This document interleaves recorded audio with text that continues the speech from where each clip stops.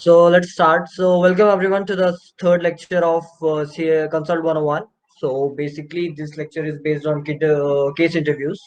So we have split it the whole section as Ashwin mentioned last time in two parts, the case interviews and the case studies. So starting off, I'll tell you about the process, what is the process of getting into a consulting firm or a product-based or service-based firm as a consultant. Tanmay, please move to the next slide. So about the process, so basically the process is divided into three parts for general firms. There's an aptitude based round, there's a case study based rounds, and there is a final case interview based round. But it depends on the firm in which you are applying. So for firms which are high cap and which are solely for the consulting industry like BCG and Bain, so they generally have directly case interviews round and a CV selection round, as they only hire from top academic institutes. While other consulting firms like ZS and LEK Consulting, they have these rounds: aptitude, case study, and case interview. And similarly, it goes for product and service-based companies. Like if Amazon hires someone for consulting, they have the similar set of process. So the process is split into three parts. And the most important part is the case interview, as the final process boils down to case interviews. After aptitude and case study, we'll deal case study in the next module of the course. Initially, we'll start with case interview because it will give you a good insight on the business perspective of the course, and then later on it will be easy to deal with case studies. So about the case interviews, what is case interview? So case interview is basically one-on-one interaction with the interviewer, where he, as a client, shoots a problem statement at you, and you, as a consultant, has to solve that problem statement based on the data and based on the problem the client is facing. So the client tells you about the issues, and upon analyzing them on different matrices and different bases, you suggest them the best possible solution. So that is the purpose of a consultant, and that is what case interview replicates. It's replicate the process of dealing with a client. So case interviews are live interviews, and it is divided into three parts. The fit interview, initial interview, it happens for around 15 to 30 minutes, followed by a case interview, which is there for like 30 to 120 minutes, and it has a business problem or some sort of problem. We'll look into it afterwards. And then later there's another fit interview, where they talk about fit interview. They generally ask about why do you want to get into their company, what are your goals, what are your aspirations. They just want to know the person, and what are your skill sets, what are your strengths, and are you a team player, or those important things. How are your communication skills? They want to get to know you before they can dive with you in a case study. So that is what happens in fit interview. So fit interview is as important as the case interview, because it reflects what kind of person you are before taking up on a case, because you're meeting a client and it's important to develop rapport initially. So how, and the other thing, how case interview helps. So basically case interview not only helps in you getting a consulting job, but it also helps in making you more spontaneous. The preparation will help you in making more spontaneous, and like if you want to land into a product management or say analyst position, so these interviews require same skill set and same things. The interviewer will take you through the process, ask you questions, and you have to follow through, and through the data assessment you have to come to a solution. So the process is almost similar. It helps in getting into these roles. Other than that, it improves your business acumen. It helps you build an understanding of how business and how finances work, and how, not exactly finances, how businesses works, and how structure of companies work, and how to deal with the problem. So it helps you develop a business acumen and a journalist understanding of all over FNE. uh, Apart from this, it also helps you improving your communication and presentation skills, like how you can convince your solution to a client, how you can explain all the jargons and everything to a person who is not aware of anything and just the problem. So evidently it helps you improve those skills too, and of course in landing a consulting job. Moving on, so before Just to add to that, yeah. yes, I think Karthik has covered most of the things. And just to add to that, this case prep interview helps you get very, very structured. So that will help you to ace any and every interview. So getting structured, I think when you follow a structured approach while answering questions in interviews, That is one of the things that the interviewer is really looking for. And if you answer your question in a structured manner, they really get impressed, because that tells about your analytical thinking, that tells about how you approach problems. If you approach them in a structured way, it is very much it is but obvious that you will answer that also in a structured way. So case prep interview is one way to make your answers structured. Yeah, Karthik, please continue. I think you've stopped recording. I think there's some issue with the presentation. Tanmay is looking into it. Just hold on a second. So Yeah. yeah, I would like to add on. So what Ashin made the point that about structuring, yeah, it helps in every possible way. Like even in analyst interviews, they ask you to structure the problem. They shoot random questions at you, and you have to come up with a solution. Like you have just attended a session on guesstimates, and you have figured out how important this structuring of problem is. Later on, before getting to know how to prepare for consulting prep, let's understand what the company expects out of us before entering into that room.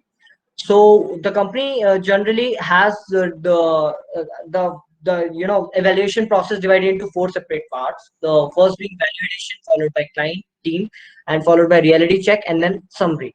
So in validation, they just want to judge your how skilled you are in the in your business judgments, and how much you have contributed to the solution, how close you were to the actual answer, and how your solution that you have come up with is feasible.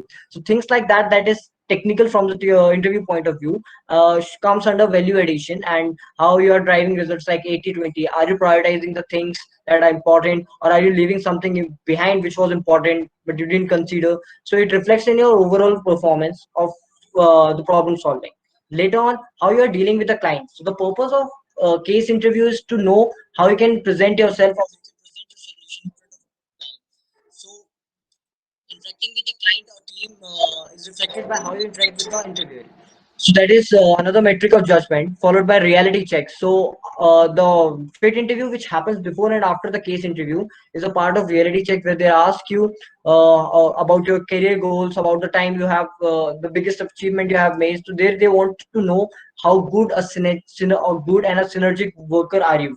So are you good enough to be in a part of team, or are you able to work with different clients, and are you able to deal with the different level of clients that you will be facing after you land a job? So that comes under the client and team, the reality check. And later on, the summary is all over your communication skills, your problem solving approach, your interaction level of interaction, your communication skill, your body language, and everything comes under summary. So these are the expectation that every general consulting or non-consulting comes firm who is hiring consultants have. Moving on, Tanmay, move to the next phase. Thank you.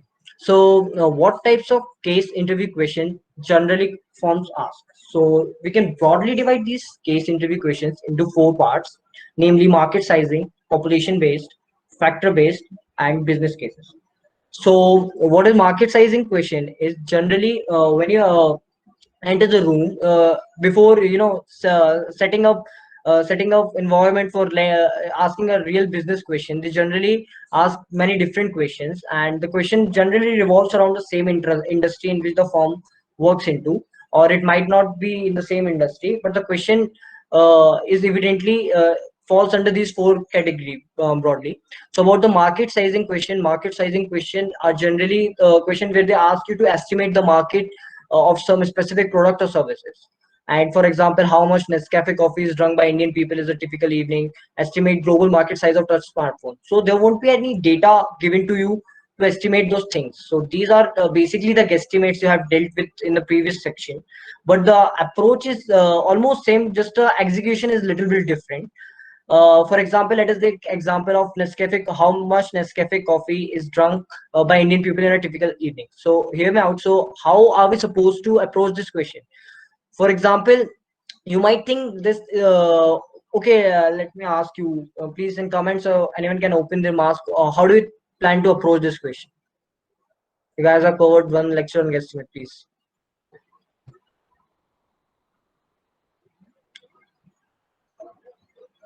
Anyone? So since I've told you people about guesstimates before, so there was a particular framework or particular structure that we followed.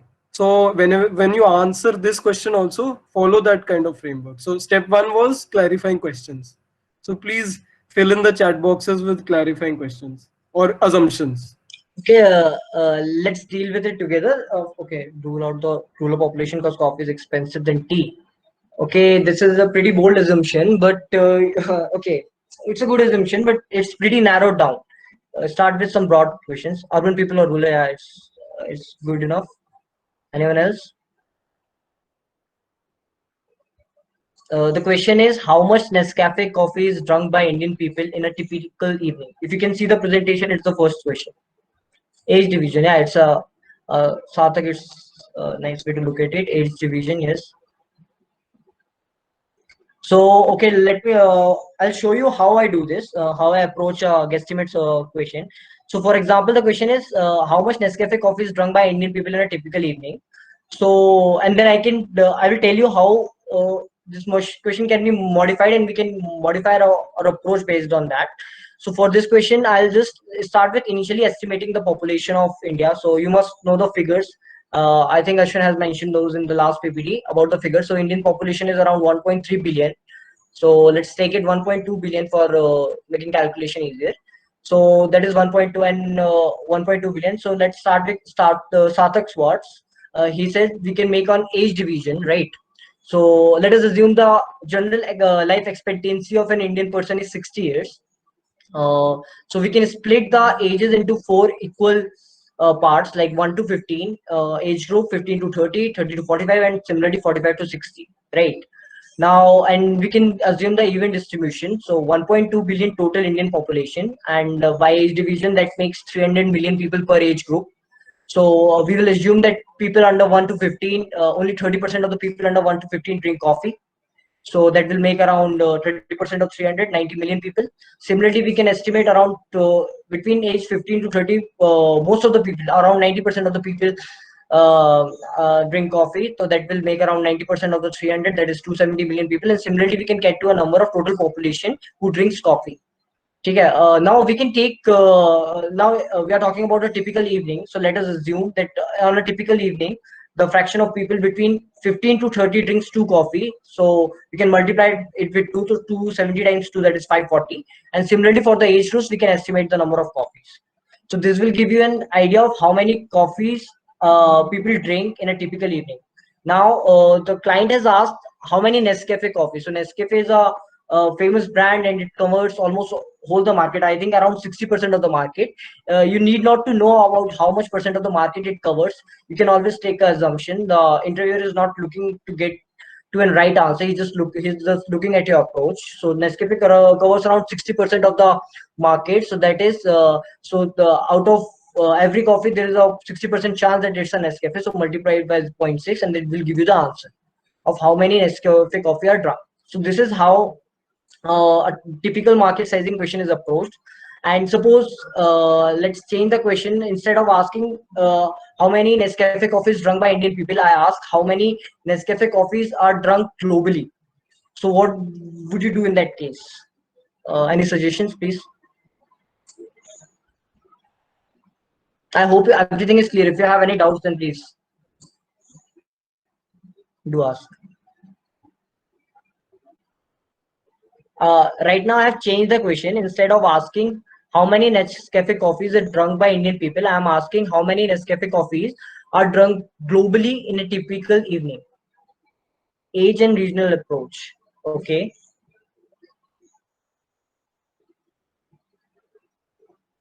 See, age and regional approach is a right way, but it will just increase the time of estimating a problem because if you are looking region wise, then it's tough to estimate because the region wise distribution you might not be able to guess. So what you should do, uh, if So someone is just a asking, second, Karthik, before you answer, okay, let's get more responses. I think this is a sure, very interesting problem. nice, Rishabh, your approach is nice. I liked it.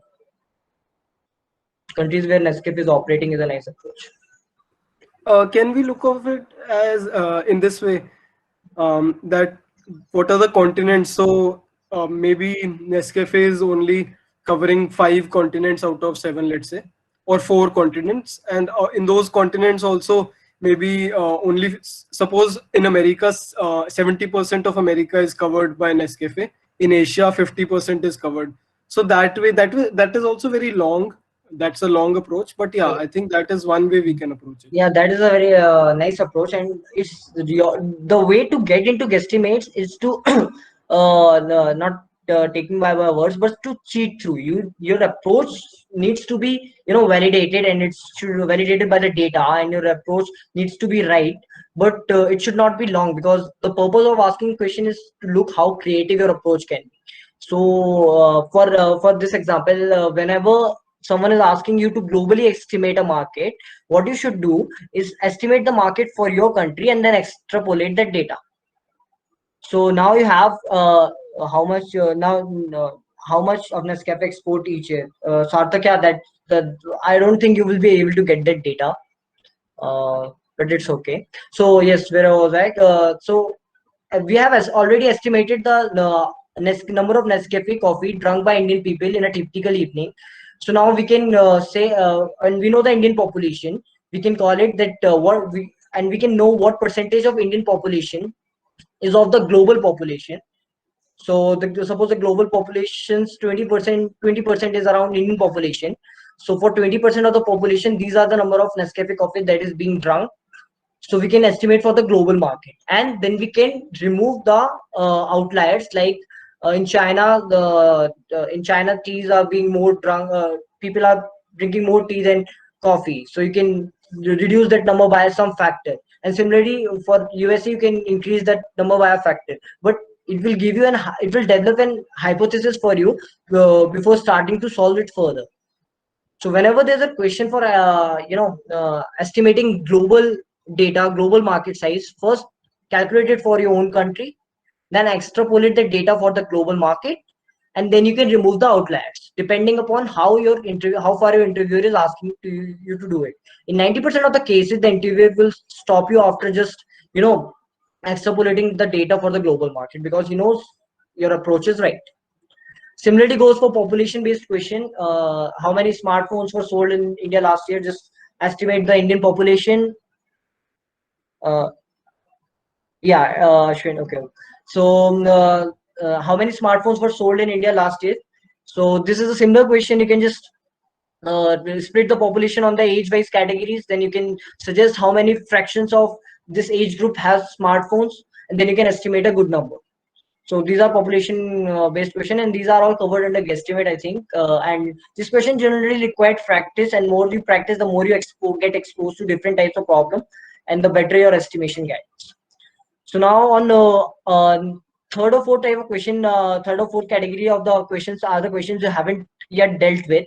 So the first category is the factor based question, and later on there's business cases. The factor based question are usually that start with what factors influence a product or a service, or what key issues would you consider when involving some operations of the product. So these are kind of question that falls under factor based question, and these are very famous among product based companies. So if you are going for product management roles, there's a really high chance you'll face these kind of questions in your interview.